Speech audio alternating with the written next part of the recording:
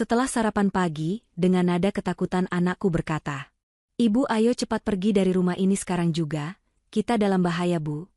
Dengan perasaan ragu, namun penasaran aku menurutinya. Saat itu, aku syok tak menyangka mengetahui fakta mengejutkan. Ternyata, selama ini suami yang aku cintai adalah. Sebelum ceritanya dimulai, silahkan tulis di kolom komentar dari daerah mana saja teman-teman yang menonton cerita ini.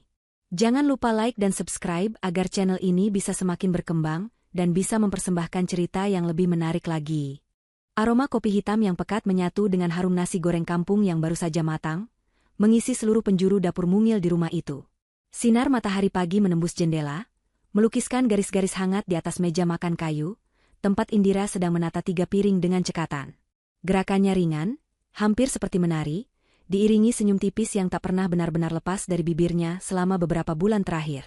Baginya, pagi seperti ini adalah sebuah keajaiban yang tak pernah ia kira akan bisa ia rasakan lagi.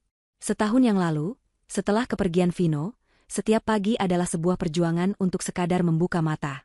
Dunia seolah kehilangan warnanya, dan dapur ini terasa dingin dan kosong. Namun, kini fajar seolah terbit untuk kedua kalinya dalam hidupnya. Fajar itu bernama Tony. "Selamat pagi, Ratu dan Tuan Putri di istana ini." Suara Tony yang berat dan hangat terdengar dari ambang pintu dapur. Pria itu sudah rapi dengan kemeja birunya, dasi yang sedikit longgar, dan senyum yang mampu meluluhkan sisa-sisa kesedihan di hati Indira. "Pagi, Paman Tony," sahut Naya riang. Gadis kecil berusia 7 tahun itu duduk manis di kursinya. Kakinya berayun-ayun di udara. Rambutnya yang dikuncir dua bergoyang seirama gerakannya. Mata bulatnya yang dulu seringkali muram, kini kembali berbinar cerah setiap kali melihat Tony. Indira tersenyum, hatinya menghangat. "Pagi, Mas. Kopinya sudah siap." Tony berjalan mendekat, mengecup kening Indira dengan lembut sebelum duduk di samping Naya. "Wah, nasi goreng buatan ibu memang yang terbaik di seluruh dunia. Paman saja sampai tidak bisa tidur karena sudah tidak sabar ingin sarapan." Naya terkikik geli. "Paman bohong. Mana ada orang tidak bisa tidur karena nasi goreng?" "Ada dong. Paman orangnya," jawab Tony sambil mengedipkan sebelah matanya pada Naya, membuat gadis kecil itu tertawa semakin keras. Indira memandangi interaksi mereka dengan perasaan syukur yang meluap. Tony datang ke dalam hidupnya dan Naya 6 bulan setelah Vino tiada. Ia diperkenalkan oleh seorang teman sebagai konsultan bisnis yang baru pindah ke kota mereka. Awalnya, Indira menjaga jarak. Hatinya masih tertutup rapat, terkunci dalam duka yang mendalam untuk Vino, cinta pertamanya, ayah dari anaknya.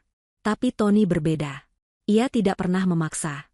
Ia mendekat dengan sabar, seperti air yang tenang, perlahan-lahan mengisi celah-celah kosong di hatinya. Ia tidak mencoba menggantikan Vino, dan itulah yang membuat Indira akhirnya luluh. Tony mengerti posisinya. Ia menghormati kenangan tentang Vino, bahkan seringkali ia yang memulai cerita tentang betapa hebatnya Vino sebagai seorang ayah berdasarkan cerita-cerita Indira. Yang terpenting, Tony berhasil memenangkan hati Naya. Setelah kecelakaan tragis itu, Naya menjadi anak yang pendiam dan tertutup. Ia sering menangis dalam tidurnya, memanggil-manggil ayahnya. Indira sudah mencoba segalanya, namun hanya kehadiran Tony yang mampu mengembalikan tawa ceria putrinya. Tony bisa menghabiskan waktu berjam-jam menemani Naya menggambar, merakit mainan, atau sekadar mendengarkan celotehannya tentang teman-teman di sekolah. Ia sabar, hangat, dan penuh perhatian. Melihat Naya kembali bahagia adalah alasan terkuat bagi Indira untuk membuka hatinya dan menerima lamaran Tony 3 bulan yang lalu. Mereka menikah dalam sebuah upacara sederhana, memulai babak baru sebagai sebuah keluarga. "Naya, nasinya jangan diaduk-aduk terus. Nanti dingin, loh," tegur Indira lembut, melihat putrinya lebih asyik bermain dengan sendok daripada makan. "Iya, Ibu," sahut Naya patuh, lalu mulai menyuap nasi gorengnya. Tony menatap Indira dari seberang meja. Tatapannya dalam, penuh dengan sesuatu yang Indira tafsirkan sebagai cinta dan kekaguman. "Kamu terlihat cantik sekali pagi ini, Ra." Pipi Indira merona. Bahkan setelah 3 bulan menikah, pujian tulus dari Tony masih sering membuatnya salah tingkah. "Mas Tony bisa saja. Aku serius. Aku adalah pria paling beruntung di dunia," kata Tony lagi. Kali ini, ia mengulurkan tangannya, menggenggam jemari Indira di atas meja. Genggamannya kuat dan menenangkan. "Terima kasih sudah memberiku kesempatan untuk menjadi bagian dari keluarga ini." Hati Indira terasa penuh. Pria di hadapannya adalah jawaban atas semua doanya. Ia adalah bukti bahwa Tuhan tidak pernah benar-benar meninggalkannya dalam kegelapan. Ia telah kehilangan Vino, belahan jiwanya, namun kini ia diberi kesempatan kedua untuk membangun sebuah rumah tangga yang utuh bagi Naya. Terkadang, rasa bersalah menyelinap masuk. Ia merasa seperti mengkhianati Vino. Tapi setiap kali melihat senyum Naya yang ditujukan pada Tony, Indira tahu ia telah mengambil keputusan yang benar. Kebahagiaan putrinya adalah segalanya. Setelah sarapan selesai, Tony membantu Naya memakai sepatunya. Sebuah ritual pagi yang selalu mereka lakukan. Indira memperhatikan dari ambang pintu, melihat bagaimana Tony berlutut, dengan telaten mengikat tali sepatu Naya yang kecil. Pemandangan itu mengingatkannya pada Vino. Dulu, Vino juga selalu melakukan hal yang sama. Sebuah kenangan manis yang tiba-tiba terasa menyakitkan. Indira cepat-cepat mengusir bayangan itu. Ia tidak boleh terus membandingkan. Tony adalah Tony, dan Vino akan selamanya ada di hatinya. Nah, sudah siap, Tuan Putri. Siap menaklukkan dunia sekolah? Kata Tony ceria seraya berdiri. Naya mengangguk semangat. Siap, Paman. Tony kemudian menghampiri Indira. Aku berangkat dulu, ya. Nanti siang aku telepon. Kalau ada apa-apa, jangan sungkan hubungi aku. Iya, Mas. Hati-hati di jalan, jawab Indira sambil merapikan dasi Tony. Tony tersenyum, lalu mengecup bibir Indira sekilas sebelum berpamitan pada Naya dan berjalan menuju mobilnya. Indira dan Naya melambaikan tangan hingga mobil Tony menghilang di tikungan jalan. Pagi itu berjalan seperti pagi-pagi sempurna lainnya. Rumah terasa hangat, perut terasa kenyang, dan hati terasa damai. Setidaknya, itulah yang Indira rasakan. Ia berbalik, hendak mengajak Naya masuk untuk bersiap-siap diantar ke sekolah. Namun, ia melihat putrinya masih berdiri terpaku di teras, menatap ke arah jalan tempat mobil Tony menghilang. Wajahnya yang tadi ceria kini tampak pucat. Senyumnya lenyap, digantikan oleh ekspresi aneh yang belum pernah Indira lihat sebelumnya. Itu adalah campuran antara kebingungan dan ketakutan yang mendalam. Naya? Sayang, kenapa? Tanya Indira lembut sambil berjongkok untuk menyejajarkan tingginya. Ia menyentuh pipi Naya yang terasa dingin. Naya tidak langsung menjawab. Matanya yang bulat mengerjap beberapa kali, seolah baru saja tersadar dari lamunan yang buruk. Ia menatap ibunya, benar-benar menatapnya dengan intensitas yang membuat Indira sedikit merinding. Tangan mungilnya terangkat, mencengkeram lengan Indira dengan kekuatan yang mengejutkan untuk anak seusianya. Ibu, bisik Naya. Suaranya kecil dan bergetar, nyaris tidak terdengar. Iya, sayang, ada apa? Naya menelan ludah. Matanya mulai berkaca-kaca. Ia mendekatkan wajahnya ke telinga Indira, seolah takut ada orang lain yang mendengar. Kemudian, ia membisikkan kalimat yang meruntuhkan seluruh dunia damai yang baru saja Indira bangun. Ibu, ayo kita pergi dari rumah ini, sekarang. Indira mengerutkan kening, bingung. Pergi? Pergi kemana? Nak, kita kan mau ke sekolah. Bukan, desak Naya. Cengkeramannya semakin kuat. Kita harus pergi jauh-jauh dari sini. Paman Tony bukan orang baik. Kita dalam bahaya besar, Ibu. Ketakutan dalam suara Naya begitu nyata, begitu murni, hingga membuat bulu kuduk Indira berdiri. Ini bukan rengekan anak kecil yang tidak mau sekolah. Ini adalah sesuatu yang lain. Sesuatu yang gelap dan menakutkan telah menyentuh putrinya, dan Indira sama sekali tidak tahu apa itu. Pagi yang sempurna itu pecah berkeping-keping, digantikan oleh kebingungan dan firasat buruk yang mulai merayap di dalam hatinya. Dunia Indira seolah berhenti berputar. Kalimat terakhir Naya menggema di telinganya, berulang-ulang seperti kaset rusak. Bahaya. Paman Tony bukan orang baik. Kata-kata itu terasa begitu absurd, begitu mustahil, hingga bagian logis dari otaknya segera memberontak. Tony? Pria yang dengan sabar mengajar Naya bersepeda? Pria yang selalu membawakan bunga untuknya tanpa alasan? Pria yang telah menjadi sauh bagi keluarganya yang nyaris karam? Mustahil. Naya. Sayang, kamu bicara apa? Indira mencoba menjaga suaranya tetap tenang, meskipun jantungnya mulai berdebar tak karuan. Ia mengusap punggung putrinya, berharap sentuhannya bisa menenangkan kegelisahan aneh yang tiba-tiba muncul. Kamu mungkin mimpi buruk tadi malam, ya? Naya menggelengkan kepalanya dengan kuat. Air mata yang tadi hanya menggenang kini mulai jatuh membasahi pipinya. Naya tidak mimpi, Ibu. Naya dengar sendiri. Tadi malam, Naya dengar Paman Tony. Indira menarik napas dalam-dalam, mencoba memproses informasi itu. Dengar Paman Tony bicara? Sama siapa? Mungkin kamu salah dengar, Nak. Naya tidak salah dengar. Suara Naya sedikit meninggi, dipenuhi kepanikan. Tadi malam Naya haus, mau ke dapur. Terus Naya lihat lampu di ruang kerja ayah Vino menyala. Naya takut, jadi Naya intip dari celah pintu. Ruang kerja Vino. Ruangan itu sudah hampir setahun tidak tersentuh. Setelah Vino meninggal, Indira menguncinya rapat-rapat. Ia tidak sanggup masuk ke sana, tempat yang penuh dengan kenangan dan aroma khas suaminya. Tony pun sangat menghormati keputusannya. Ia tidak pernah sekalipun bertanya atau mencoba masuk ke ruangan itu. Mendengar Tony ada di sana tadi malam terasa sangat janggal. Paman Tony ada di dalam, lanjut Naya dengan suara gemetar. Dia bicara di telepon. Suaranya pelan, tapi marah. Dia bilang, Naya terisak, kesulitan melanjutkan kalimatnya. Indira memeluk putrinya erat. SSHH, tidak apa-apa, sayang. Coba ceritakan pelan-pelan sama ibu. Naya menyembunyikan wajahnya di bahu Indira. Dia bilang, aku sudah sabar menunggu setahun. Sebentar lagi, istri dan anaknya akan menyusul Vino ke surga. Aku hanya perlu menemukan bukti itu dulu. Setiap kata yang diucapkan Naya terasa seperti tusukan jarum es ke jantung Indira. Menyusul Vino ke surga.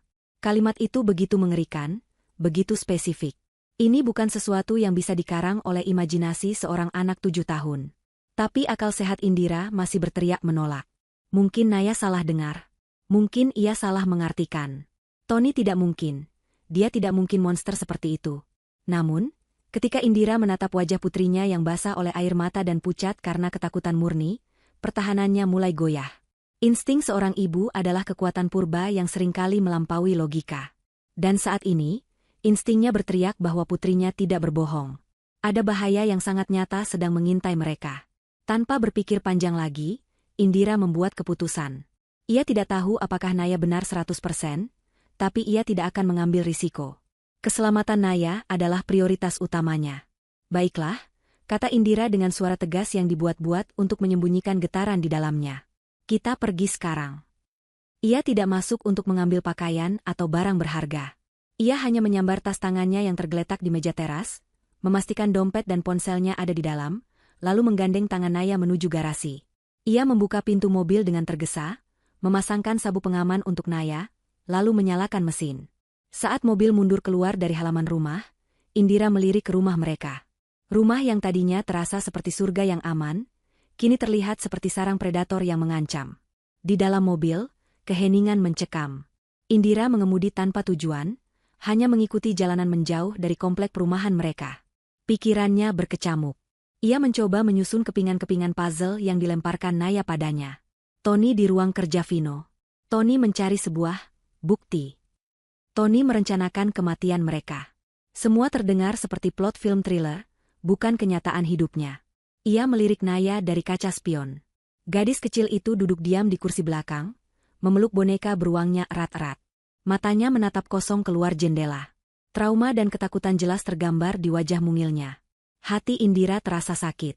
Apapun kebenarannya, Naya tidak seharusnya mengalami hal ini. Setelah mengemudi selama hampir 1 jam, Indira menepikan mobilnya di sebuah taman kota yang sepi. Ia perlu menenangkan diri dan berpikir jernih. Ia mematikan mesin dan berbalik menghadap Naya. Sayang, panggilnya lembut. Sekarang kita sudah aman. Coba ceritakan lagi ke ibu, apalagi yang Paman Tony katakan? Apa dia menyebutkan sesuatu tentang bukti itu? Naya mengangguk pelan. Waktu di telepon, Paman Tony marah-marah soal kotak musik. Kening Indira berkerut. Kotak musik. Iya, kotak musik kayu punya Naya. Yang dari ayah Vino. Jantung Indira berdetak lebih kencang. Kotak musik itu adalah hadiah terakhir dari Vino untuk ulang tahun Naya yang ke-6, hanya beberapa minggu sebelum kecelakaan itu. Kotak kayu sederhana dengan ukiran bunga lili di atasnya, memainkan melodi lagu, Bunda, saat dibuka. Vino membuatnya sendiri. Saat memberikannya, Vino berpesan pada Naya, jaga baik-baik ya, nak. Kalau suatu saat ayah tidak ada, lagu di dalamnya akan selalu menjagamu. Waktu itu, Indira menganggapnya hanya sebagai kalimat manis seorang ayah. Tapi sekarang, kalimat itu terasa memiliki makna yang lebih dalam. Paman Tony bilang apa soal kotak musik itu? Desak Indira. Dia bilang, benda itu pasti ada di dalam kotak musik sialan itu. Aku sudah membongkarnya, tapi tidak ada apa-apa. Di mana Vino menyembunyikannya? Cerita Naya, menirukan nada marah Tony. Indira terkesiap. Ia teringat sesuatu. Kemarin sore, saat ia sedang memasak, ia melihat Tony masuk ke kamar Naya. Ketika ia bertanya sedang apa, Tony menjawab ia hanya ingin merapikan beberapa mainan Naya yang berserakan. Indira tidak menaruh curiga sama sekali. Sekarang ia sadar, Tony pasti sedang mencari kotak musik itu. Dan kotak musik itu, untungnya selalu Naya bawa kemana-mana di dalam tas sekolahnya. Benda itu ada di dalam mobil bersama mereka saat ini. Sebuah gambaran mengerikan mulai terbentuk di benak Indira. Tony menikahi dirinya bukan karena cinta. Ia menikahi Indira untuk mendapatkan akses ke rumah ini, ke barang-barang peninggalan Vino. Ia mendekati Naya bukan karena sayang, tapi untuk mencari sesuatu yang ia yakini disembunyikan oleh Vino. Sesuatu yang ada di dalam kotak musik Naya. Sesuatu yang begitu penting hingga ia rela membunuh untuk mendapatkannya. Tiba-tiba, ponsel di dalam tasnya bergetar hebat. Indira meraihnya dengan tangan gemetar. Nama, Mas Tony, tertera di layar. Keraguan dan ketakutan berperang di dalam dirinya. Haruskah ia menjawab? Dengan napas tertahan, ia menekan tombol hijau dan mendekatkan ponsel ke telinganya. Halo, sapanya, berusaha terdengar normal. Indira, sayang, ya Tuhan, akhirnya kamu angkat juga. Kamu dan Naya di mana? Aku telepon ke rumah tidak ada yang angkat. Aku jadi cemas sekali. Suara Tony terdengar persis seperti yang seharusnya. Penuh kepanikan dan kekhawatiran seorang suami dan ayah. Begitu meyakinkan, hingga sesaat Indira kembali ragu. Mungkinkah Naya benar-benar salah dengar? Maaf, Mas. Kami hanya sedang jalan-jalan sebentar. Naya tiba-tiba ingin makan es krim di taman. Dalih Indira, menyebutkan nama taman lain yang berada di seberang kota. Hening sejenak di seberang sana. Keheningan yang terasa terlalu lama, terlalu berat. Lalu, suara Tony terdengar lagi. Namun, kali ini ada yang berbeda.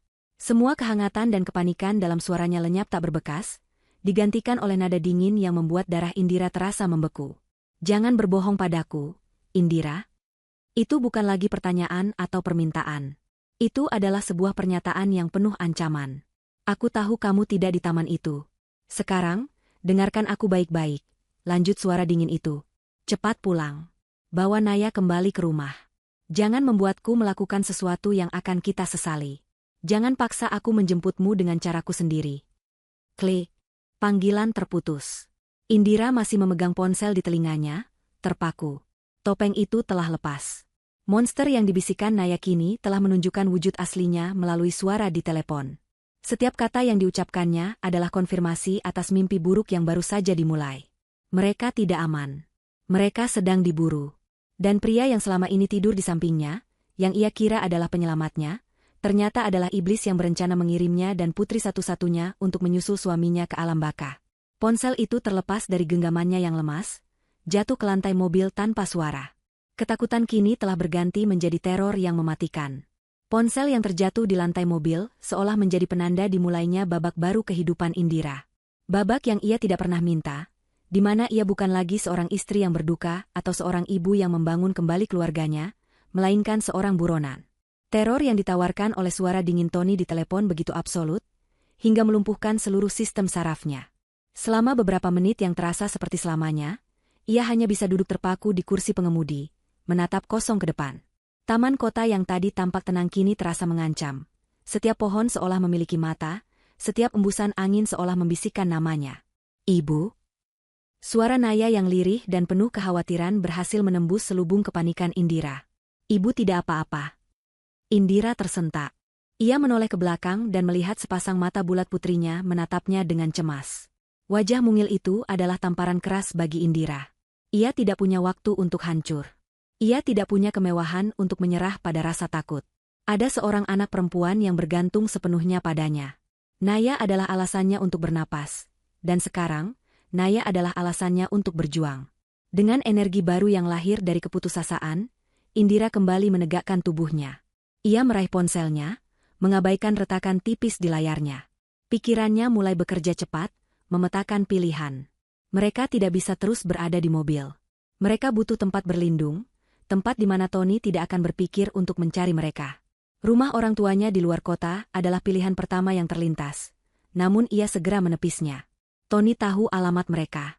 Itu akan menjadi tempat pertama yang ia datangi, dan Indira tidak akan pernah membahayakan nyawa ayah dan ibunya. Hotel atau motel juga terlalu berisiko. Tony punya uang dan mungkin koneksi. Melacak transaksi kartu kredit atau menyebar orang untuk mencari mobilnya tidak akan sulit bagi pria yang sudah merencanakan semua ini selama lebih dari setahun. Ia butuh seseorang yang ia percaya. Seseorang yang dekat, namun tidak terduga. Seseorang yang sudah mengenalnya jauh sebelum Tony masuk ke dalam hidupnya. Hanya ada satu nama yang muncul di benaknya, Rina. Rina adalah sahabatnya sejak kuliah. Mereka melewati suka dan duka bersama. Rina adalah orang pertama yang ia telepon sambil menangis histeris saat Vino kecelakaan.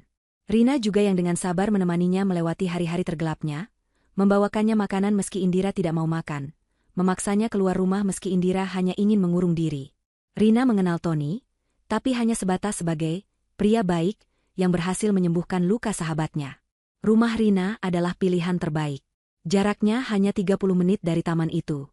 Naya, dengarkan ibu, kata Indira. Suaranya kini terdengar lebih mantap. Kita akan pergi ke rumah Tante Rina. Ingat, kan? Di sana kita akan aman. Tapi Naya harus janji sama ibu, jangan ceritakan apapun pada siapapun. Mengerti? Naya mengangguk patuh, raut wajahnya sedikit lebih tenang melihat ibunya kembali mengambil kendali. Indira menyalakan mesin mobil. Perjalanan menuju rumah Rina terasa seperti perjalanan terpanjang dalam hidupnya. Setiap spion yang memantulkan mobil lain di belakangnya membuat perutnya mulas. Apakah itu Tony? Apakah ia diikuti? Ia sengaja mengambil jalan-jalan kecil yang memutar, beberapa kali berbelok mendadak hanya untuk memastikan tidak ada yang membuntutinya. Paranoia mencengkeramnya erat. Kini, setiap kenangan tentang Tony berkelebat di benaknya, namun dengan filter yang baru dan mengerikan. Ia teringat betapa bersemangatnya Tony saat membantunya pindahan. Tony sendiri yang menawarkan diri untuk mengemas barang-barang Vino dan menyimpannya di gudang. Apakah saat itu ia sedang mencari sesuatu? Ia teringat percakapan-percakapan mereka tentang masa lalu Vino. Tony selalu tampak begitu simpatik. Namun sekarang Indira sadar, pria itu hanya sedang menggali informasi. Setiap kebaikannya, setiap senyumnya, setiap pelukannya, semuanya adalah kebohongan yang dirancang dengan sempurna. Ia merasa bodoh, naif, dan marah. Marah pada Tony karena pengkhianatannya, dan marah pada dirinya sendiri karena telah membiarkan serigala masuk ke dalam kandang domba. Ketika akhirnya ia tiba di depan rumah Rina yang asri, Indira merasa sedikit lega. Ia memarkir mobilnya di garasi, berharap tidak terlihat dari jalan. Ia dan Naya bergegas menuju pintu depan. Rina membuka pintu dengan senyum lebar, yang langsung memudar begitu melihat kondisi sahabatnya. Indira? Naya? Astaga, kalian kenapa? Kamu pucat sekali, Ra? Tanpa sepatah kata pun, Indira menerobos masuk dan langsung memeluk Rina erat. Tangis yang sedari tadi ia tahan akhirnya pecah. Ia terisak hebat di bahu sahabatnya, melepaskan semua ketakutan, kebingungan, dan keputusasaan yang membuncah di dadanya. Naya berdiri di sampingnya, memegangi ujung bajunya dengan erat. Rina, meskipun bingung, membalas pelukan itu dan mengusap punggung Indira. Sudah, tenang dulu. Ayo masuk, duduk dulu. Naya, Tante punya es krim di kulkas. Mau? Setelah memberikan Naya es krim dan menyalakannya kartun di televisi, Rina membawa Indira ke dapur. Ia memberikan segelas air putih pada sahabatnya yang masih sesenggukan. Sekarang, coba cerita. Ada apa sebenarnya? Tanya Rina dengan suara lembut. Dengan suara terpatah-patah, Indira menceritakan semuanya. Dimulai dari bisikan Naya di teras rumah tadi pagi, cerita tentang Tony di ruang kerja Vino, percakapannya di telepon, kotak musik, hingga ancaman Tony yang mengerikan beberapa saat yang lalu. Rina mendengarkan dengan saksama, raut wajahnya berubah dari khawatir menjadi tidak percaya, lalu kembali khawatir. Ra, kamu yakin? Maksudku, Tony? Tony yang kita kenal? Pria itu terlihat sangat mencintaimu dan Naya. Mungkin Naya hanya salah dengar? Anak-anak kan imajinasinya suka berlebihan. Aku juga berpikir begitu awalnya. Rin, sergah Indira frustrasi. Aku juga berharap ini semua hanya mimpi buruk. Tapi telepon itu, caranya bicara padaku, itu bukan Tony yang ku kenal. Itu orang lain. Suaranya dingin, kejam, dan penuh ancaman. Aku merasakannya, Rin. Ketakutan Naya itu nyata. Melihat kesungguhan dan teror di mata sahabatnya, Rina akhirnya mengangguk. Oke, aku percaya padamu. Kita harus cari tahu siapa dia sebenarnya. Rina mengambil laptopnya dari kamar. Mereka duduk berdampingan di meja makan. Apa nama lengkapnya? Tony Wijoyo, jawab Indira. Nama yang sekarang terasa asing dan palsu di lidahnya. Rina mengetikkan nama itu di mesin pencari. Hasilnya nihil. Hanya ada beberapa profil di media sosial dengan nama yang sama, tetapi tidak ada satupun yang cocok dengan wajah Tony. Pria itu seolah tidak memiliki jejak digital.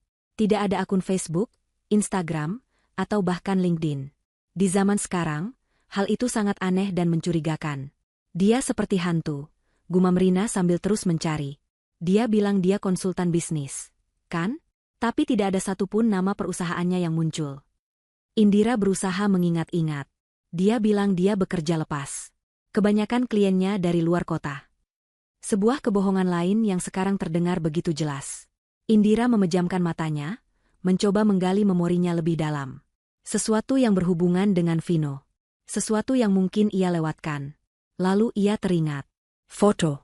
Dulu, Vino sering menyimpan foto-foto acara kantor di sebuah folder khusus di akun media sosialnya. Akun yang sudah lama tidak Indira buka. Buka Facebook, Rin.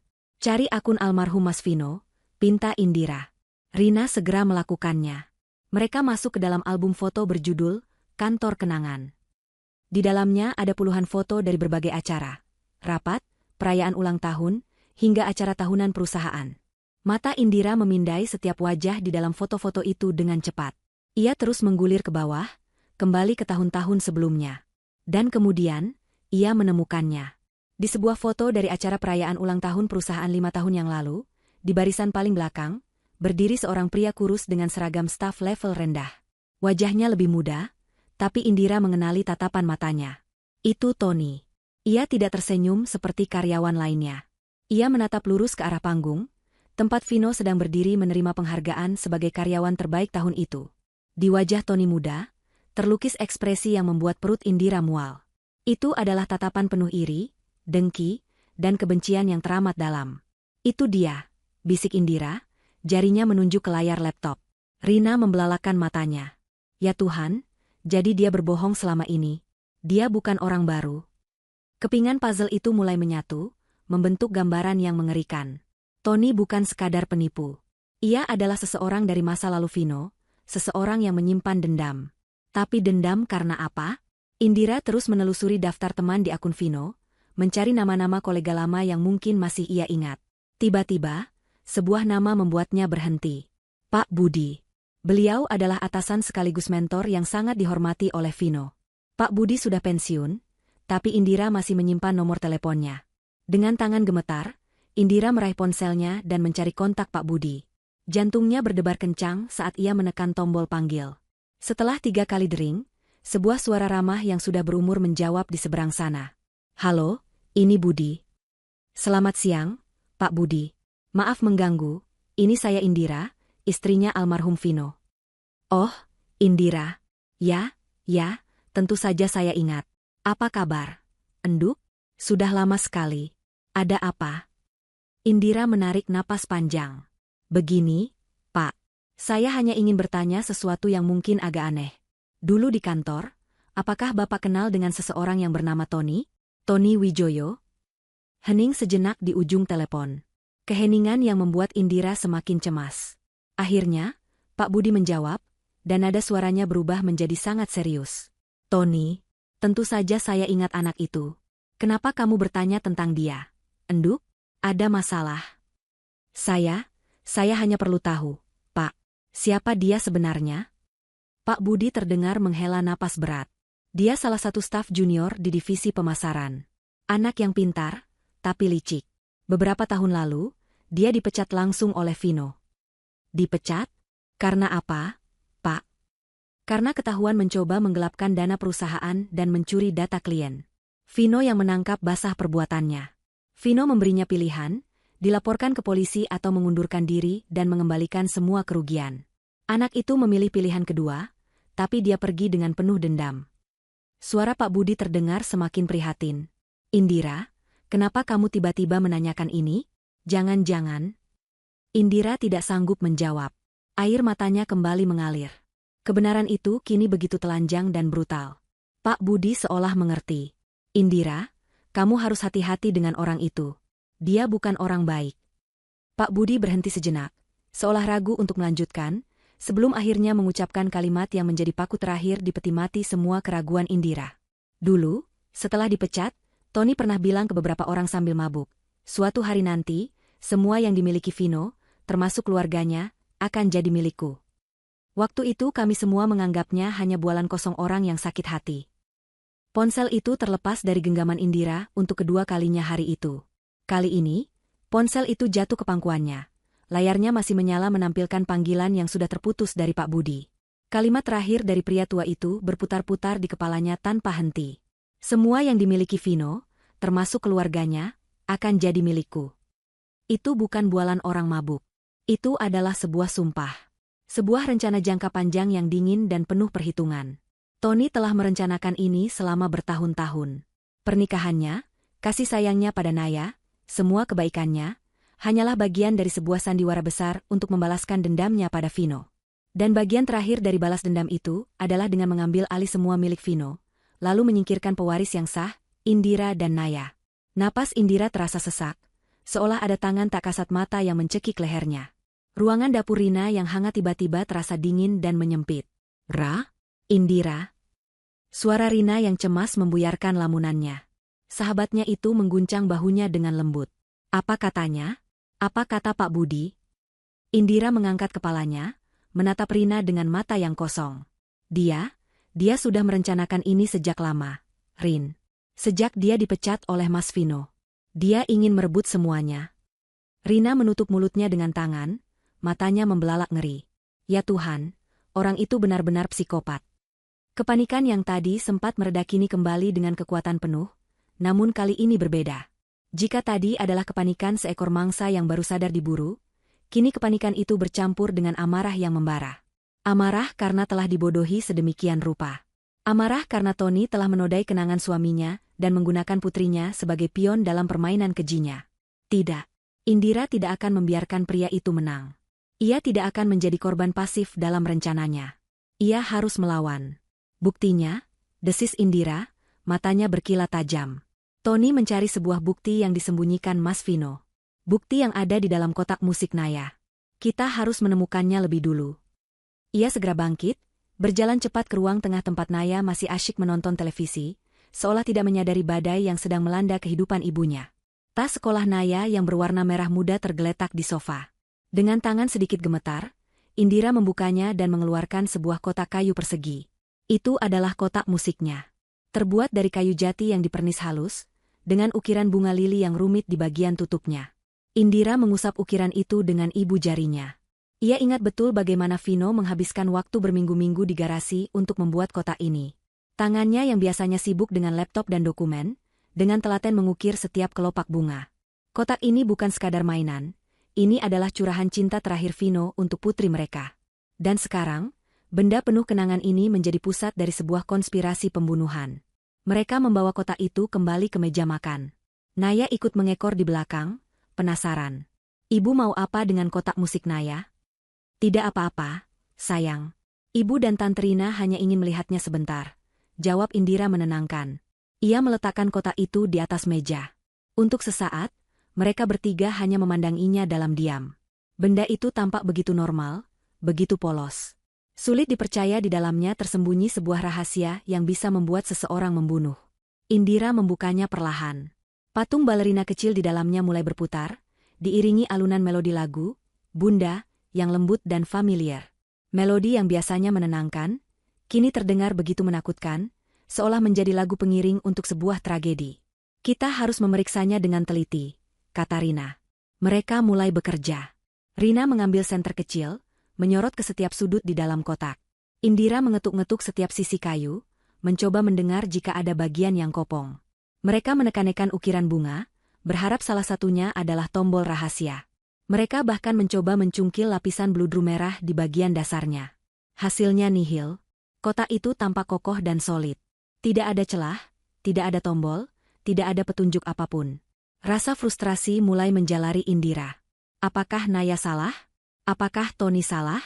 Mungkinkah tidak ada apa-apa di dalam kotak ini? Mungkinkah Vino menyimpannya di tempat lain? Coba ibu ingat-ingat lagi, kata Rina. Apakah Vino pernah mengatakan sesuatu yang spesifik tentang kotak ini?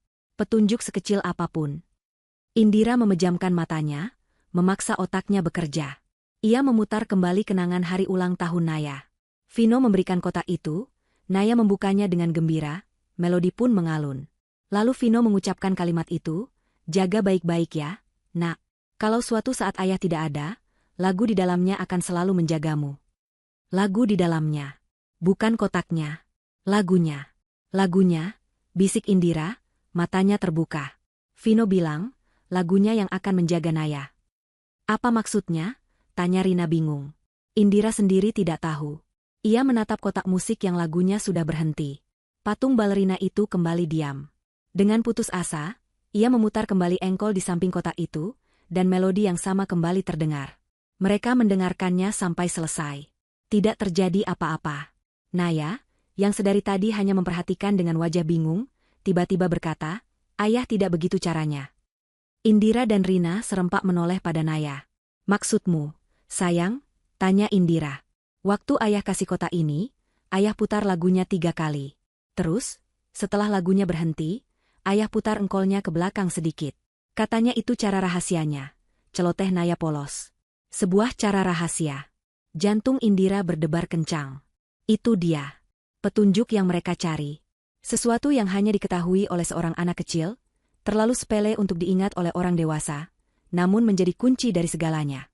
Dengan harapan yang kembali menyala, Indira melakukan persis seperti yang dikatakan Naya. Ia memutar lagu itu hingga selesai, 1 kali, 2 kali, 3 kali. Setelah not terakhir dari melodi, "Bunda," memudar, ia menahan napas. Kemudian, dengan sangat hati-hati, ia memutar engkol itu ke arah sebaliknya, hanya 1/4 putaran. Terdengar bunyi, klik, yang sangat pelan, nyaris tak terdengar. Baik Indira maupun Rina menahan napas.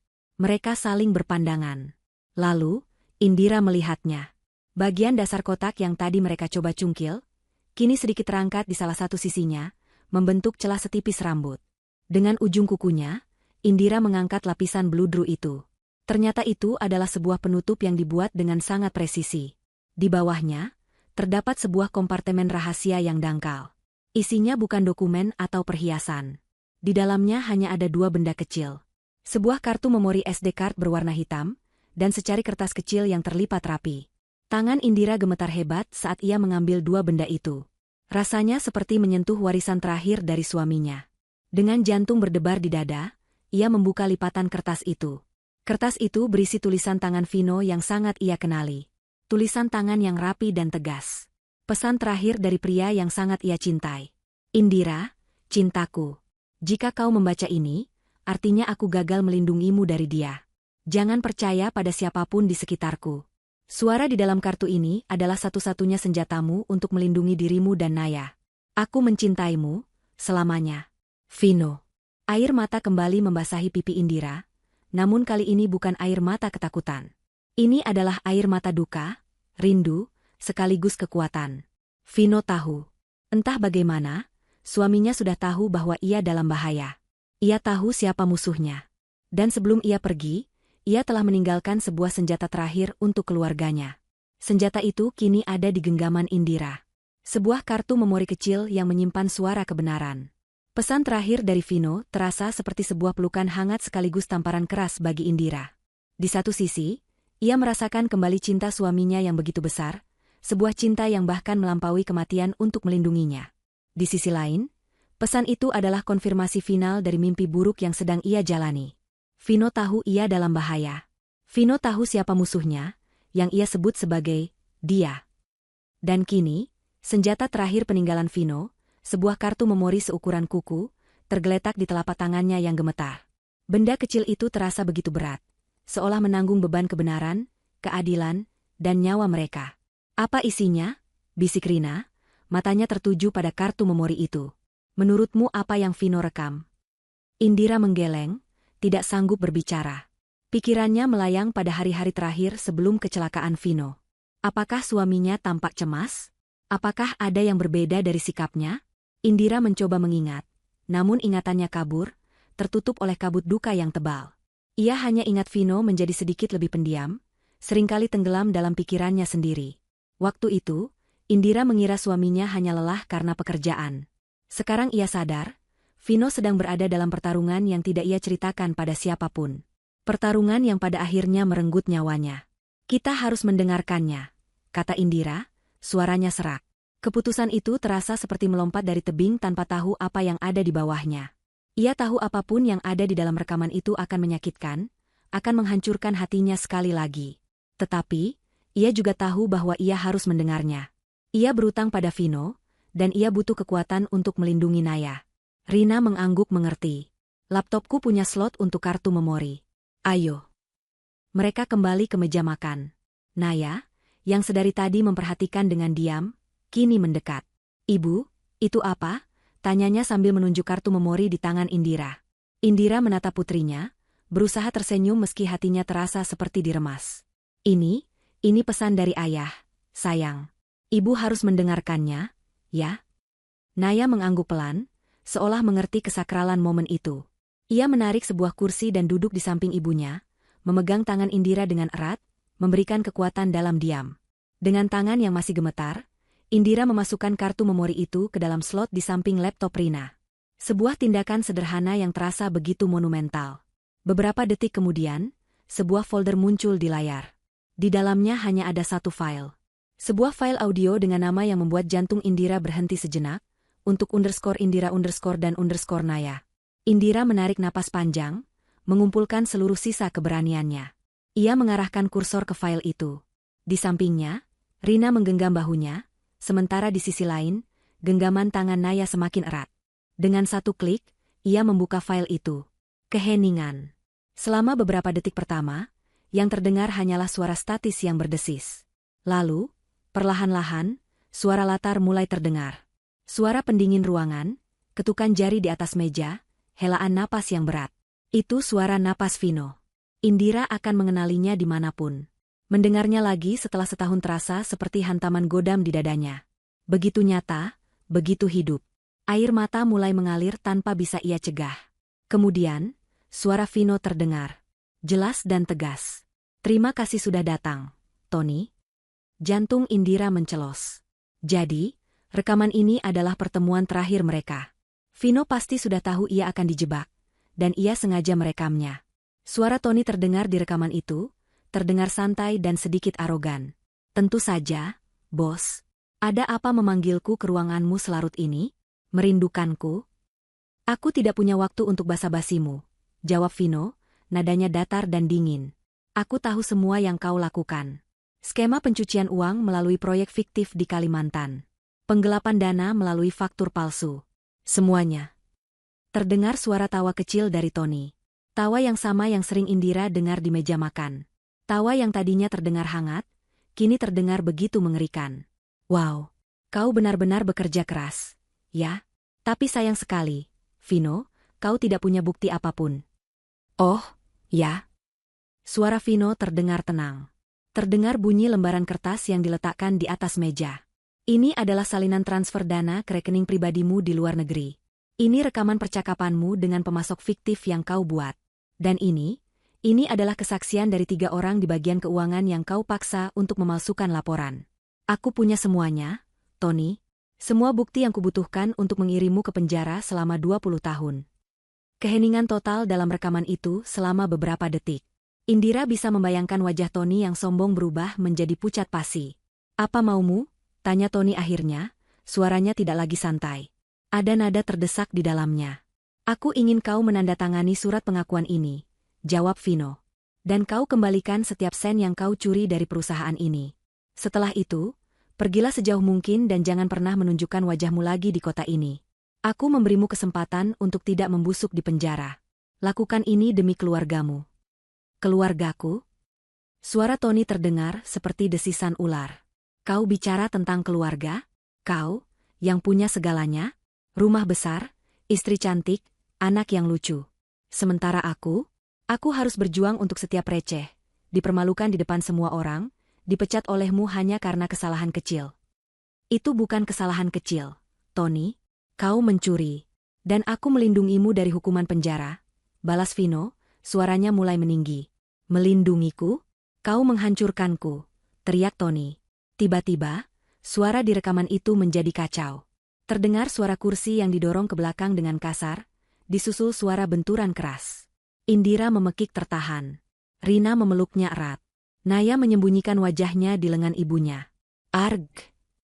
Itu adalah suara rintihan kesakitan Vino. Terdengar suara terengah-engah, seperti dua orang sedang bergulat. Lalu, suara gedebuk yang lebih keras, seolah tubuh seseorang terbanting ke lantai. Semuanya kemudian menjadi sunyi, hanya menyisakan suara napas Tony yang terengah-engah. Indira menutup matanya rapat-rapat, tidak ingin membayangkan apa yang baru saja terjadi. Ia sedang mendengarkan detik-detik terakhir suaminya dibunuh. Setelah keheningan yang menyiksa, suara Tony kembali terdengar. Kali ini, suaranya berbeda. Tenang, dingin, dan penuh dengan kemenangan seorang iblis. Ia berbicara seolah sedang berbisik pada Vino yang sudah tidak berdaya. Kau lihat, Vino, kau mungkin pintar, tapi kau terlalu lurus. Kau memberiku kesempatan, dan itu adalah kesalahan terbesarmu. Terdengar jeda sejenak, Tony seolah sedang menikmati momennya. Rencanaku sekarang jauh lebih mudah. Akan ada berita tentang kecelakaan mobil yang tragis menimpamu dalam perjalanan pulang. Sangat disayangkan. Seorang pengusaha sukses meninggal terlalu cepat. Suara Tony terdengar semakin dekat ke alat perekam, seolah ia sedang membungkuk di atas tubuh Vino. Dan setelah itu, setelah masa berkabung yang pantas, aku akan datang sebagai seorang kawan. Aku akan menghibur istrimu yang cantik itu. Aku akan menjadi pahlawan bagi putrimu yang malang. Aku akan membuat mereka bergantung padaku, mencintaiku. Dan semua yang kau miliki, perusahaanmu, rumahmu, semua hartamu, akan jatuh ke tanganku secara perlahan. Indira gemetar hebat, rasa mual naik ke kerongkongannya. Rina menatapnya dengan ngeri. Dan kemudian, Tony mengucapkan kalimat yang paling mengerikan. Kalimat yang menegaskan semua ketakutan Naya. Dan bagian terbaiknya, setelah aku menguasai semuanya, setelah aku bosan bermain sebagai keluarga bahagia, aku akan pastikan istrimu yang cantik dan anak kesayanganmu itu menyusulmu. Aku akan jadi satu-satunya pewaris. Akan ada kecelakaan, kecil lagi, mungkin kebocoran gas, atau remblong. Sangat tragis. Satu keluarga musnah. Tapi jangan khawatir, aku akan memastikan kalian dikubur berdampingan. Keluarga bahagia kalian akan berkumpul lagi, di neraka. Rekaman itu terus berjalan selama beberapa menit lagi, hanya berisi suara langkah kaki Tony yang menjauh, suara pintu ditutup, lalu kembali keheningan total. Rina dengan cepat menghentikan rekaman itu. Dapur itu kini terasa sedingin ruang mayat. Tidak ada yang bersuara. Naya menangis dalam diam di pelukan Indira. Rina menatap sahabatnya dengan mata berkaca-kaca, tak mampu berkata-kata. Indira melepaskan pelukannya dari Naya. Ia mengusap air matanya dengan punggung tangannya. Sesuatu di dalam dirinya telah berubah. Rasa sakit yang menghancurkan itu masih ada. Tetapi kini ia dilapisi oleh sesuatu yang lain. Sesuatu yang dingin, keras, dan tajam seperti baja. Amarah, kebencian, dan sebuah tekad yang membara. Pria itu tidak hanya membunuh suaminya. Ia telah menari di atas kuburannya. Ia telah memanipulasi dukanya, memanfaatkan kepolosan putrinya, dan tidur di ranjangnya, sambil merencanakan kematian mereka. Indira menatap layar laptop. File audio itu masih ada di sana. Untuk _Indira dan _Naya. Ini bukan hanya pesan terakhir dari Vino. Ini adalah surat wasiat. Ini adalah sebuah senjata. Dan Indira bersumpah pada arwah suaminya, ia akan menggunakan senjata ini untuk menghancurkan monster itu. Permainan petak umpet telah berakhir. Sekarang, perang dimulai. Keheningan yang pekat pasca rekaman kematian itu berakhir terasa lebih memekakan daripada teriakan manapun. Di dapur Rina yang biasanya penuh tawa, kini hanya ada gema dari kekejaman Tony. Indira, Rina, dan Naya duduk membeku, seolah rekaman itu telah menyedot semua udara dan kehangatan dari ruangan. Bukti yang mereka cari ada di tangan mereka, sebuah kebenaran yang begitu brutal hingga sulit untuk diterima akal sehat. Tapi kebenaran itu juga datang dengan konsekuensi yang mengerikan. Mereka kini bukan lagi sekadar target keserakahan, melainkan saksi mata yang harus dibungkam selamanya. Kita harus lapor polisi, Ra, kata Rina pertama kali, suaranya bergetar namun tegas. Sekarang juga, bawa rekaman ini. Mereka harus menangkap bajingan itu. Indira menggeleng pelan, matanya masih menatap kosong ke layar laptop. Polisi mana? Rin? Tony bukan orang bodoh. Dia sudah merencanakan ini selama bertahun-tahun. Dia pasti punya rencana cadangan. Dia bisa saja punya orang di kepolisian. Dia kaya, dia bisa membayar siapa saja. Kita tidak tahu siapa yang bisa kita percaya. Pikiran Indira bekerja dengan cepat, didorong oleh adrenalin dan insting untuk bertahan hidup. Vino, dalam pesannya, menulis, "Jangan percaya pada siapapun di sekitarku." Itu berarti lingkaran pengaruh Tony mungkin lebih luas dari yang mereka bayangkan. Menyerahkan rekaman itu pada orang yang salah sama saja dengan menandatangani surat kematian mereka sendiri. Jadi apa yang harus kita lakukan? Tanya Rina cemas. Kita tidak bisa diam saja di sini. Dia tahu kalian kabur. Cepat atau lambat dia akan mulai mencarimu ke sini. Firasat buruk Rina terbukti lebih cepat dari yang diperkirakan. Saat ia berbicara, terdengar suara mobil yang melambat di depan rumahnya. Jantung Indira dan Rina serempak berhenti berdetak. Mereka bergegas ke jendela depan, mengintip dari balik tirai dengan hati-hati. Sebuah sedan hitam yang tidak mereka kenali berhenti sejenak di seberang jalan, sebelum akhirnya kembali melaju perlahan. "Apa itu dia?" bisik Rina panik. "Aku tidak tahu," jawab Indira, jantungnya berdebar kencang. "Mungkin hanya kebetulan. Tapi kita tidak boleh mengambil risiko." Rumah Rina yang tadinya terasa seperti benteng perlindungan, kini terasa seperti perangkap kaca yang rapuh. Mereka terekspos. Tony adalah seorang manipulator ulung. Mencari tahu alamat sahabat terdekat istrinya pasti bukan hal yang sulit baginya. Indira menarik Rina menjauh dari jendela. "Kita harus pergi dari sini. Sekarang." "Pergi kemana?" Indira terdiam. Pertanyaan itu menggantung di udara.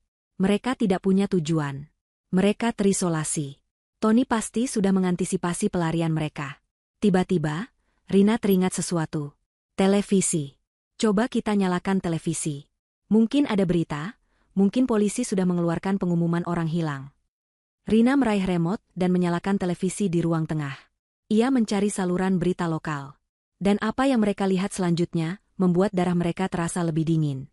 Di layar, terpampang wajah Tony yang tampak begitu sedih dan putus asa. Ia sedang berada di tengah-tengah konferensi pers dadakan di depan rumah mereka. Di belakangnya, beberapa mobil polisi terparkir. Sebuah tulisan berjalan di bagian bawah layar. "Pengusaha lokal mohon istri dan anaknya kembali. Diduga mengalami depresi berat." Tony menatap kamera dengan mata yang berkaca-kaca. Air mata buaya mengalir di pipinya saat ia berbicara dengan suara yang dibuat serak karena kesedihan. "Indira, sayangku, jika kau melihat ini, tolong pulanglah," katanya, suaranya bergetar.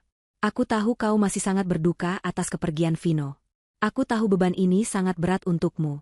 Tapi melarikan diri seperti ini dan membawa Naya bukanlah jalan keluarnya. Aku mohon, pulanglah, sayang. Kita hadapi ini bersama. Naya membutuhkanmu, dan aku membutuhkanmu." Seorang wartawan bertanya, "Pak Tony, apakah ada tanda-tanda bahwa istri Anda mengalami gangguan psikologi sebelum ini?" Tony menghela napas berat, seolah enggan menjawab. "Saya tidak ingin membicarakan hal itu. Tapi ya, sejak kepergian suami pertamanya, kondisi mentalnya memang tidak stabil. Dia seringkali berbicara sendiri, kadang ia menjadi sangat paranoid. Saya hanya ingin dia mendapatkan pertolongan yang ia butuhkan. Saya sangat mencintainya. Saya hanya ingin keluarga saya kembali utuh." Indira menatap layar dengan mulut ternganga. Pria itu jenius. Jenius yang jahat. Dalam satu langkah, ia telah membalikkan keadaan. Ia bukan lagi pelaku, melainkan korban. Ia melukiskan Indira sebagai seorang wanita gila yang tidak stabil secara mental, seorang ibu yang membahayakan anaknya sendiri. Jika sekarang Indira muncul dan menuduh Tony sebagai pembunuh, siapa yang akan percaya padanya? Semua orang akan menganggapnya sebagai ocehan seorang wanita depresi yang berhalusinasi. Dia telah menghancurkan kredibilitas saksi utamanya, bahkan sebelum saksi itu sempat berbicara. "Bajingan," desis Rina penuh kebencian. Dia benar-benar memikirkan segalanya. Saat itulah ponsel Indira, yang tergeletak di meja, bergetar. Sebuah pesan masuk. Bukan dari nomor Tony, melainkan dari nomor yang tidak dikenal. Dengan perasaan ngeri, Indira membukanya. Pesan itu tidak berisi teks. Itu adalah sebuah gambar. Sebuah foto rumah Rina, yang diambil dari seberang jalan. Foto itu diambil dari sudut yang sama persis dengan posisi sedan hitam yang tadi berhenti. Foto itu baru saja diambil beberapa menit yang lalu. Di bawah foto itu, ada satu baris kalimat. "Permainan petak umpetnya menyenangkan. Tapi aku mulai bosan. Serahkan kartunya." Napas Indira tercekat di tenggorokannya. Dia tahu mereka ada di sini. Sedan hitam itu bukan kebetulan. Itu adalah mata-matanya. Atau mungkin dia sendiri. Mereka sedang diawasi. Kita harus pergi, jerit Indira panik. Dia tahu kita di sini, Rin. Kita harus pergi sekarang juga. Tanpa membuang waktu, Rina segera mematikan semua lampu. Mereka bergerak dalam kegelapan. Rina mengunci pintu depan, sementara Indira menggendong Naya yang mulai menangis ketakutan. Kita lewat pintu belakang, bisik Rina. Mobilmu di garasi terlalu berisiko. Kita pakai mobilku. Kuncinya ada di dekat pintu. Indira memasukkan laptop Rina ke dalam sebuah tas jinjing. File rekaman itu terlalu berharga untuk ditinggalkan, dan Rina menyambar dompet serta kunci mobilnya. Mereka menyelinap keluar melalui pintu dapur menuju halaman belakang yang gelap. Udara malam yang dingin terasa menusuk kulit, menambah suasana mencekam. Setiap ranting yang patah di bawah kaki mereka terdengar seperti ledakan. Setiap bayangan pohon tampak seperti sosok Tony yang sedang menunggu. Mereka berhasil mencapai mobil Rina yang terparkir di jalan kecil di belakang kompleks. Dengan tergesa, mereka masuk ke dalam mobil.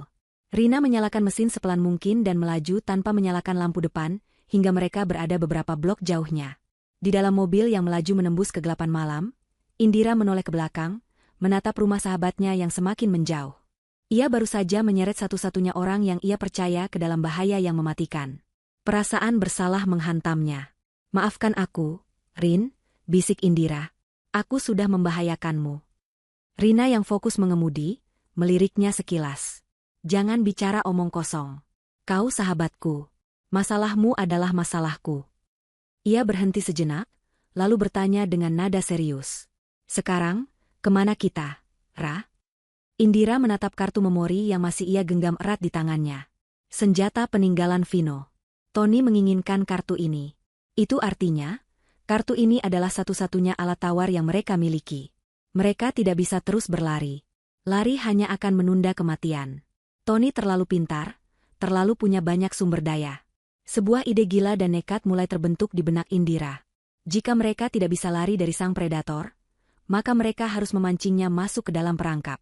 Aku tahu harus kemana, jawab Indira, suaranya terdengar lebih tenang, lebih dingin, dan penuh dengan tekad baja. Kita akan berhenti berlari. Saatnya kita yang menentukan aturan mainnya. Mobil Rina melaju cepat menembus jalanan kota yang mulai lengang. Di dalam, keheningan terasa berat, hanya dipecah oleh isak tangis Naya yang tertahan dan suara napas Indira yang cepat dan dangkal. Keputusan telah dibuat. Sebuah keputusan nekat yang lahir dari keyakinan bahwa mereka tidak akan selamat jika hanya terus berlari. Tony terlalu cerdas, terlalu licik, dan jaring-jaring yang ia tebar terasa sudah mengepung mereka dari segala arah.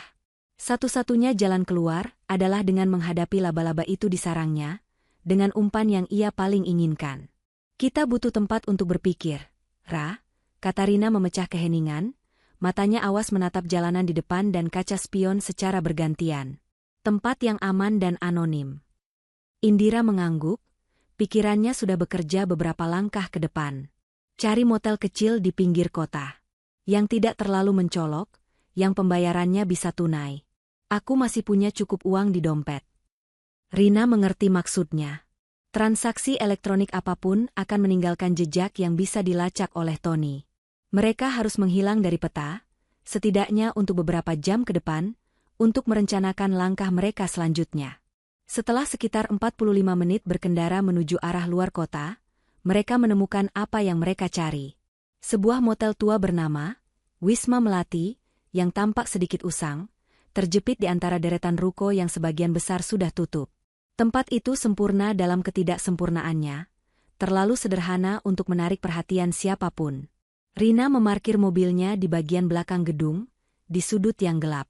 Indira dengan cepat membayar satu kamar untuk satu malam dengan uang tunai, menggunakan nama palsu.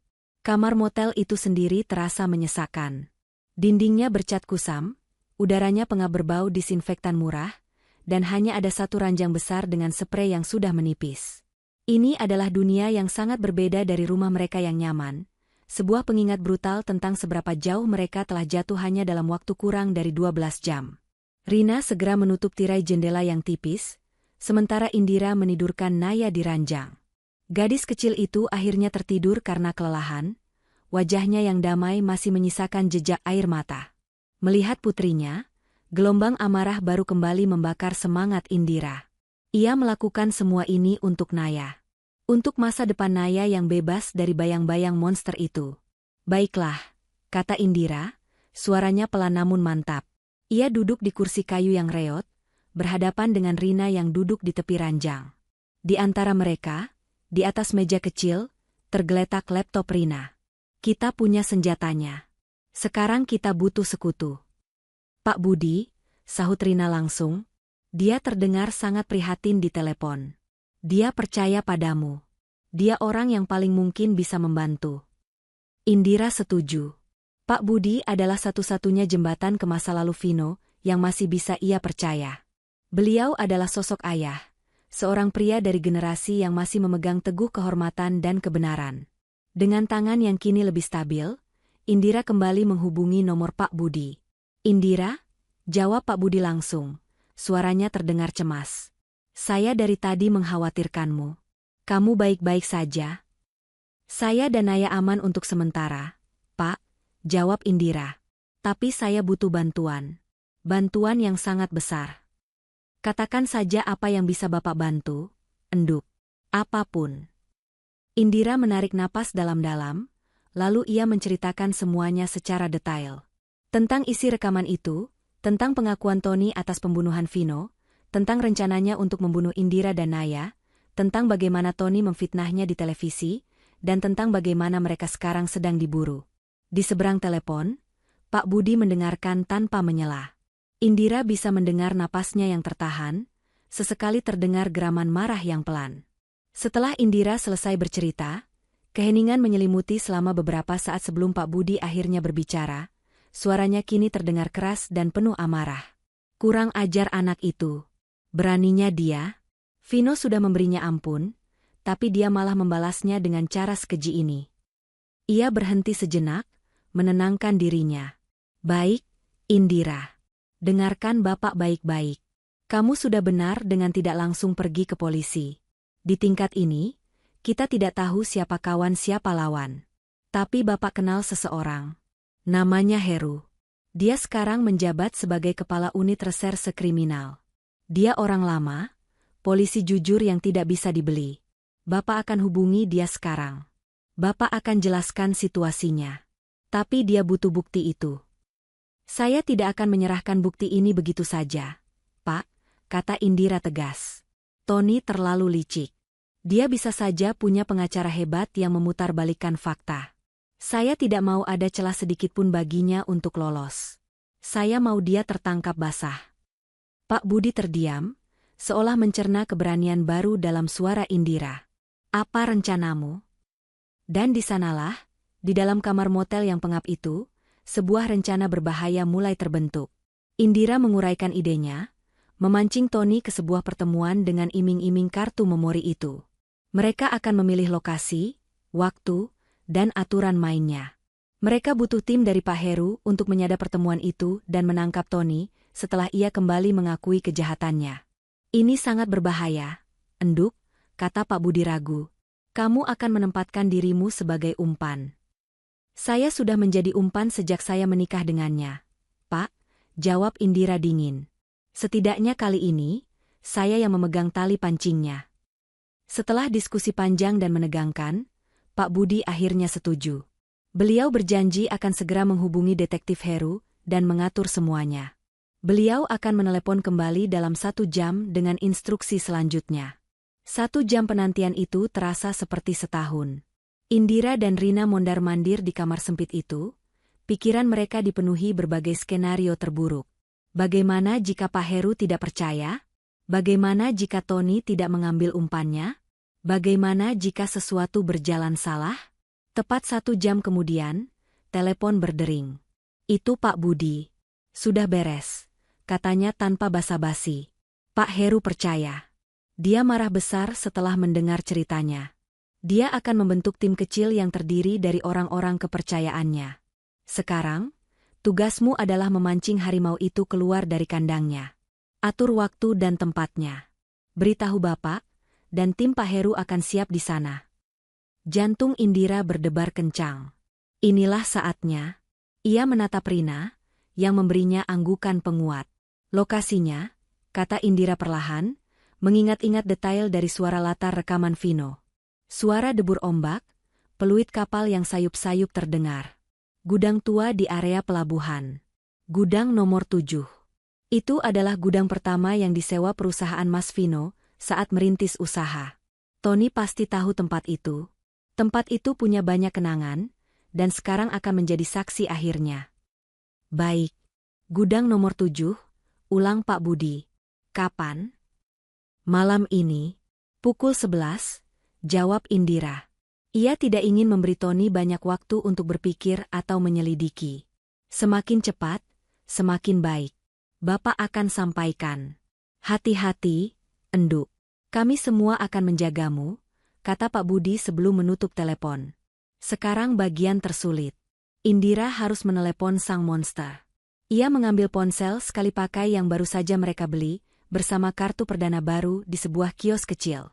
Ia tidak akan menggunakan ponselnya sendiri. Ia menekan nomor Tony. Setiap nada sambung terasa seperti dentuman lonceng kematian. Dan kemudian, Tony menjawab. Siapa ini? Tanyanya. Suaranya terdengar tidak sabar dan waspada. Indira menarik napas, memanggil semua bakat akting yang ia miliki. Ia membiarkan suaranya bergetar, terdengar putus asa dan kalah. Mas, ini aku, Indira. Hening sejenak. Lalu terdengar tawa kecil yang arogan. Oh, akhirnya burung kecilku menelepon juga. Sudah lelah bermain petak umpet. HM? Aku menyerah. Mas, isak Indira, membiarkan air mata buaya mengalir di pipinya. Aku tidak bisa lari lagi. Kau menang. Aku akan berikan apa yang kau mau. Pilihan yang sangat bijak, jawab Tony, nadanya penuh kemenangan. Aku tahu cepat atau lambat kau akan sadar. Di mana kartunya? Ada padaku. Aman, jawab Indira. Temui aku. Aku akan berikan padamu. Setelah itu, biarkan aku dan Naya pergi. Aku mohon. Tentu, jawab Tony dengan nada merendahkan. Katakan di mana. Indira menyebutkan lokasi dan waktunya. Gudang nomor 7 di pelabuhan. Pukul 11 malam ini. Jangan bawa siapapun. Tony kembali tertawa. Kau yang menentukan aturannya sekarang? Lucu sekali. Tapi baiklah, aku suka tempat itu. Punya nilai sentimental. Bukan? Tempat di mana bos lamaku yang malang itu membuat kesalahan terakhirnya. Perut Indira terasa mual mendengar kata-katanya. Tapi ia harus bertahan. Datanglah sendirian, Indira. Jangan coba-coba melakukan hal bodoh. Karena aku akan tahu. Dan jika itu terjadi, aku akan pastikan putrimu yang manis itu yang akan membayarnya. Ancaman itu adalah bukti terakhir yang Indira butuhkan, bahwa ia sedang melakukan hal yang benar. Aku akan datang sendiri, bisik Indira. Bagus, kata Tony. Pilihan yang bijak. Sayang. Kita selesaikan ini sekali dan untuk selamanya. Panggilan itu berakhir. Indira menatap ponsel di tangannya. Tubuhnya gemetar hebat bukan hanya karena takut, tapi juga karena luapan adrenalin. Umpan telah dilempar. Dan sang predator telah memakannya mentah-mentah. Malam tiba dengan cepat, membawa serta udara dingin dan lembab khas pesisir. Langit gelap tanpa bintang, seolah alam pun sedang menahan napas, menunggu pertarungan yang akan segera terjadi. Sisa waktu beberapa jam sebelum pertemuan terasa berjalan begitu lambat, setiap detiknya dipenuhi oleh ketegangan yang menyesakan. Sesuai instruksi dari Pak Budi, sebuah mobil tanpa tanda menjemput Indira, Rina, dan Naya dari sebuah lokasi yang telah ditentukan. Mereka dibawa ke sebuah rumah aman sederhana yang dijaga oleh 2 orang polisi berpakaian preman. Di sana, Indira akhirnya bertemu dengan detektif Heru. Pria itu berusia akhir 50-an, dengan wajah tegas penuh kerutan pengalaman dan tatapan mata yang tajam seperti elang. Ia tidak banyak bicara, namun setiap katanya terasa berbobot. Saya sudah dengarkan rekamannya, kata Pak Heru langsung, suaranya berat dan serak. Suami Anda adalah orang yang berani. Sekarang tugas kita adalah memastikan pengorbanannya tidak sia-sia. Naya, yang sudah mengantuk, diserahkan dalam penjagaan Rina dan istri Pak Budi yang datang untuk menemani. Melihat Naya aman adalah satu-satunya hal yang membuat Indira bisa memfokuskan pikirannya pada tugas berbahaya di hadapannya. Pak Heru kemudian menjelaskan rencananya secara detail. Seluruh area di sekitar gudang nomor 7 sudah disterilkan dan diawasi. Lebih dari selusin petugas berpakaian preman akan mengambil posisi di titik-titik strategis. Indira akan dipasangi alat penyadap suara yang sangat kecil dan sensitif. Tugasnya sederhana namun sangat berbahaya, buat Tony tetap bicara. Pancing dia untuk mengakui semuanya sekali lagi. Mereka butuh pengakuan langsung yang direkam saat itu juga untuk memperkuat kasus, dan menutup semua celah hukum yang mungkin bisa dimanfaatkan oleh Tony. Anak buah saya akan bergerak begitu mendapat sinyal dari saya, jelas Pak Heru sambil menunjukkan sebuah tombol kecil yang disamarkan sebagai bros di kerah baju Indira. Tekan ini jika keadaan sudah di luar kendali. Tapi sebisa mungkin, biarkan dia bicara. Biarkan kesombongannya menjadi jerat bagi lehernya sendiri. Apa kamu siap? Indira menatap bayangannya di cermin. Wajahnya pucat, tapi matanya menyala dengan api tekad yang dingin. Ia bukan lagi Indira yang sama seperti tadi pagi. Ia bukan korban. Malam ini, ia adalah perpanjangan tangan dari keadilan untuk Vino. Saya siap, jawabnya mantap. Ia diberikan sebuah kartu memori palsu untuk dijadikan umpan. Kartu memori yang asli sudah diamankan oleh Pak Heru sebagai barang bukti utama. Saat waktu mendekati pukul 11, jantung Indira berdebar semakin kencang.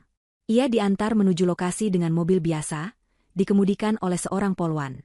Mereka berhenti beberapa ratus meter dari gudang, dan Indira melanjutkan sisa perjalanan dengan berjalan kaki, sendirian. Gudang nomor 7 berdiri menjulang di kegelapan seperti kerangka seekor binatang purba. Catnya sudah mengelupas di mana-mana, dan bau karat bercampur dengan aroma asin air laut. Suara ombak yang menghantam pemecah gelombang di kejauhan menjadi satu-satunya musik pengiring. Sesuai rencana, Indira mendorong pintu besi besar yang ternyata tidak terkunci. Pintu itu berderit nyaring. Suaranya menggema di dalam ruangan yang luas dan kosong. Di dalam, hanya ada cahaya remang-remang yang masuk dari beberapa jendela kotor di bagian atas. Debu beterbangan di udara, menari-nari di bawah sorotan cahaya bulan yang tipis. Indira berjalan perlahan ke tengah ruangan, setiap langkahnya terasa berat. Ia bisa merasakan puluhan pasang mata tak terlihat yang mengawasinya dari kegelapan, para polisi yang bersembunyi. Namun, ia tetap merasa sendirian. Ia menunggu. 5 menit. 10 menit. Keheningan itu begitu mencekam, begitu berat, hingga ia bisa mendengar detak jantungnya sendiri. Apakah Tony tidak datang? Apakah pria itu merasakan jebakannya? Tiba-tiba, dari bayang-bayang di sudut terjauh gudang, sebuah sosok melangkah keluar. Itu Tony. Ia tidak masuk melalui pintu depan. Ia sudah ada di dalam, menunggunya. Ia bergerak tanpa suara, seperti seekor macan kumbang. Aku selalu suka caramu yang tepat waktu, Indira, kata Tony, suaranya menggema di ruangan kosong itu. Ia berjalan mendekat dengan langkah santai dan percaya diri. Wajahnya dihiasi senyum tipis yang sama seperti yang selalu ia tunjukkan di meja makan, namun kini senyum itu tampak seperti seringai iblis. Di mana kartunya? Tanyanya langsung. Indira mengangkat tangannya yang gemetar, menunjukkan kartu memori palsu yang terjepit di antara jari-jarinya. Ini yang kau mau? Benda yang membuatmu membunuh Mas Vino? Tanyanya, suaranya bergetar menahan amarah. Tony tertawa kecil, seolah geli dengan pertanyaan itu. Oh, ayolah. Jangan terlalu dramatis. Anggap saja itu sebuah pemutusan hubungan kerja yang dipercepat. Vino terlalu naif. Dia pikir dunia ini adil. Aku hanya memberinya pelajaran tentang bagaimana dunia ini sebenarnya bekerja. Ia terus berjalan mendekat, kini hanya berjarak beberapa meter dari Indira. Kesombongannya terpancar dari setiap gerak-geriknya. Ia merasa menang mutlak. Aku harus akui, rencanaku untuk mendekatimu sedikit lebih sulit dari yang kubayangkan. Lanjutnya, seolah sedang mengobrol santai. Kau begitu tertutup setelah dia mati. Tapi aku sabar. Dan putrimu, Naya. Dia adalah kunci yang sempurna. Anak-anak begitu mudah percaya. Mendengar nama Naya disebut oleh mulut kotor itu, amarah Indira memuncak. Jangan sebut nama anakku, bajingan. Tony mengangkat alisnya, terkejut dengan nada menantang Indira. Wow, ada apinya juga ternyata. Aku suka itu. Ia berhenti tepat di depan Indira. Tapi jangan khawatir, apinya akan segera padam. Kau tahu, bagian yang paling kunikmati dari semua ini adalah saat kau menatapku dengan penuh cinta. Saat kau berterima kasih padaku karena telah menyelamatkanmu. Itu sangat memuaskan. Kau tidak akan lolos begitu saja, desis Indira. Tony tersenyum semakin lebar. Senyum seorang psikopat yang menikmati penderitaan korbannya. Siapa yang akan menghentikanku? Kau? Wanita depresi yang berhalusinasi? Aku sudah menceritakan kisah yang sangat menyentuh pada media. Mereka semua percaya padaku. Ia menatap kartu memori di tangan Indira dengan tamak. Berikan itu padaku. Dan aku mungkin akan memberimu kematian yang cepat dan tanpa rasa sakit.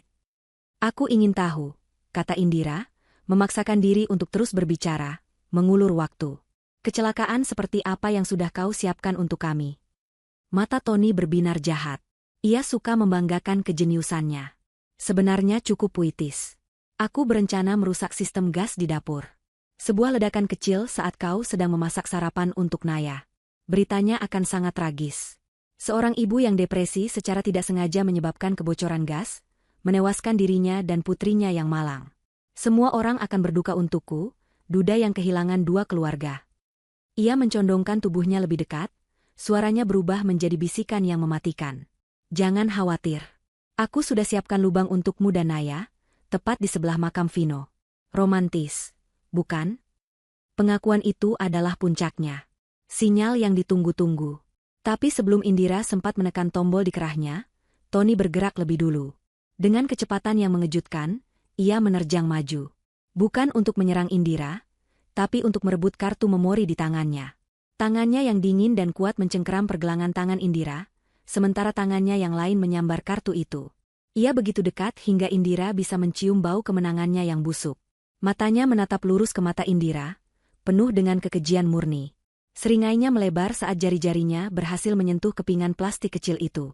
Detik itu, waktu seolah membeku. Tangan sang predator telah menyentuh umpannya. Detik ketika jari-jari dingin Tony menyentuh kartu memori palsu di tangan Indira, dunia yang tadinya sunyi meledak dalam kekacauan cahaya dan suara.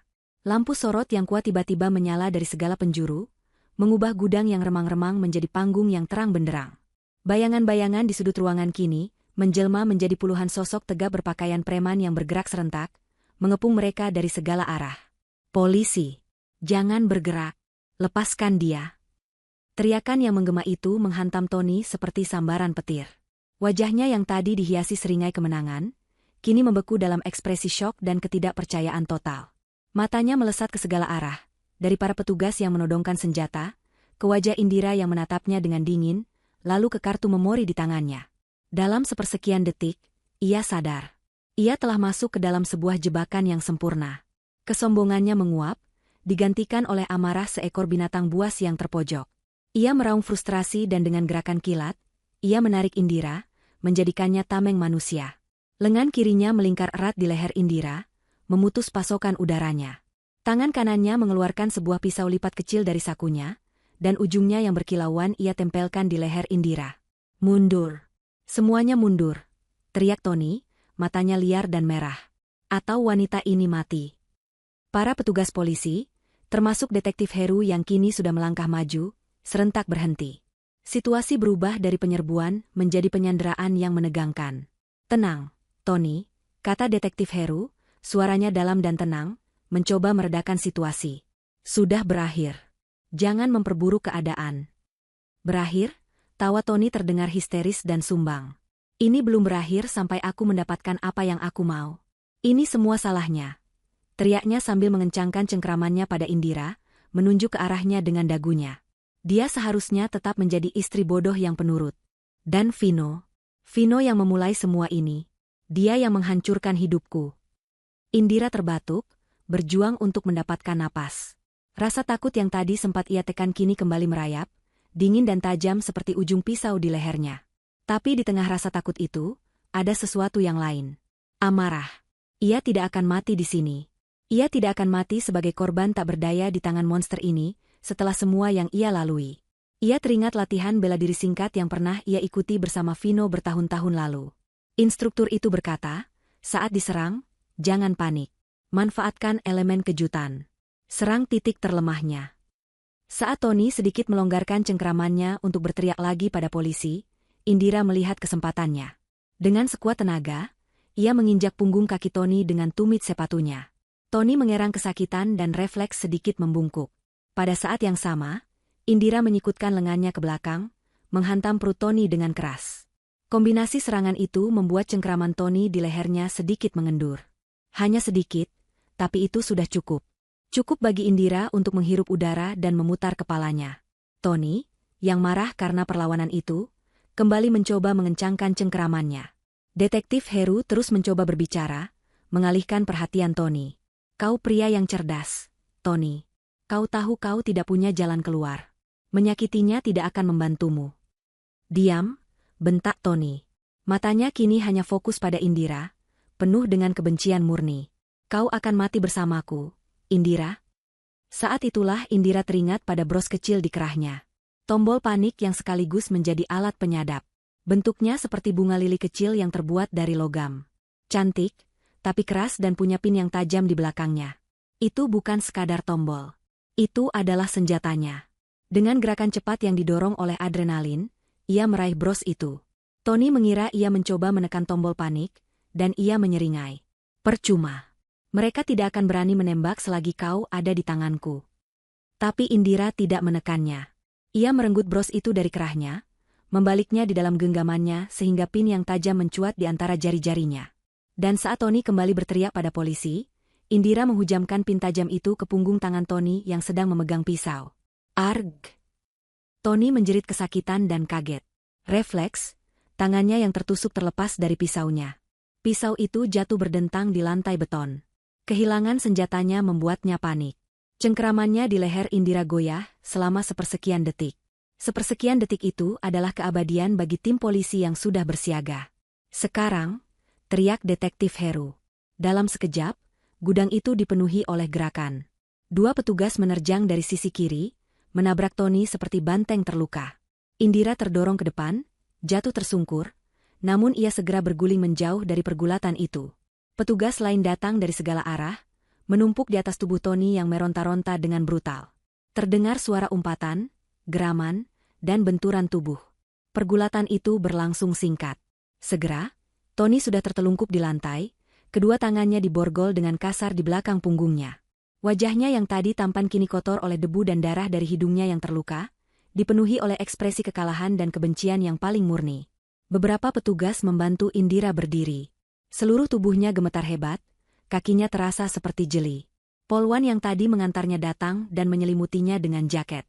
Dari pintu depan, Pak Budi berlari masuk dengan wajah cemas. Melihat Indira selamat, ia menghela napas lega. Detektif Heru berjalan mendekati Tony yang kini sudah didudukan. Ia berjongkok, menatap langsung ke mata sang psikopat. Di rekaman suamimu, kau bilang dia terlalu lurus dan naif, kata Heru, suaranya pelan dan mematikan. Tapi kau yang naif, Tony. Kau meremehkan kekuatan seorang ibu yang melindungi anaknya. Dan kau meremehkan kekuatan seorang suami yang melindungi keluarganya, bahkan dari alam kubur. Dua orang petugas mengangkat Tony dengan paksa. Saat diseret melewati Indira, ia berhenti sejenak. Ia menatap Indira, bukan dengan penyesalan, tapi dengan kebencian yang begitu pekat hingga terasa seperti racun. Ini belum selesai, desisnya. Indira menatap balik, tidak lagi dengan rasa takut, tapi dengan tatapan dingin seorang pemenang. Ia tidak mengatakan apa-apa. Keheningannya adalah jawaban yang paling telak. Saat Tony akhirnya diseret keluar dari gudang dan dimasukkan ke dalam mobil polisi, sirene yang tadinya senyap mulai meraung, memecah keheningan malam di pelabuhan. Suara itu bukan lagi suara bahaya bagi Indira. Malam ini, itu adalah suara kemenangan. Suara keadilan. Suara karma yang akhirnya datang menagih utangnya. Ia berdiri tegak di tengah gudang yang kosong itu, napasnya terengah-engah, tubuhnya lelah dan sakit. Namun hatinya untuk pertama kalinya dalam setahun terakhir, terasa ringan.